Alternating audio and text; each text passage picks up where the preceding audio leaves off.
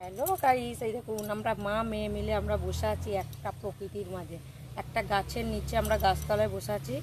এত সুন্দর প্রকৃতি আপনাদেরকে একবার দেখাই। এই যে সামনে দেখুন কি সুন্দর। আর আমরা যে এখানটায় আছি এটা হচ্ছে দামোদর নদীর পাড়ে, দামোদর নদীর পাড়ে বসে আছি। আর এই দেখুন আমার পাশে আছে এই যে মা মনসার মন্দির, মা মনসার মন্দির। এখানে এটা পুজো হচ্ছে। আর আজকে হচ্ছে একটা আমাদের কাছে খুবই স্পেশাল দিন, সেটা হচ্ছে আমার মেয়ের জন্মদিন। তো সেই জন্য আমরা এখানে পুজো টুজো দিয়ে এখন আমরা এই যে দামোদর নদীর পাড়ে বসে আছি। আমার সবুজ খুব পছন্দ, আমার মা বাবা সবুজের এইখানে এনেছে। আর সবুজ প্রকৃতি তো আমরা সবাই খুব পছন্দ করি বন্ধুরা। তো আমার তো এই জায়গাটা নিরিবিলি খোলামেলা আমার খুবই ভালো লাগে। আজকে জানেন না আরেকটা জায়গায় যাব, সেইটা আমার মামা বাড়ি।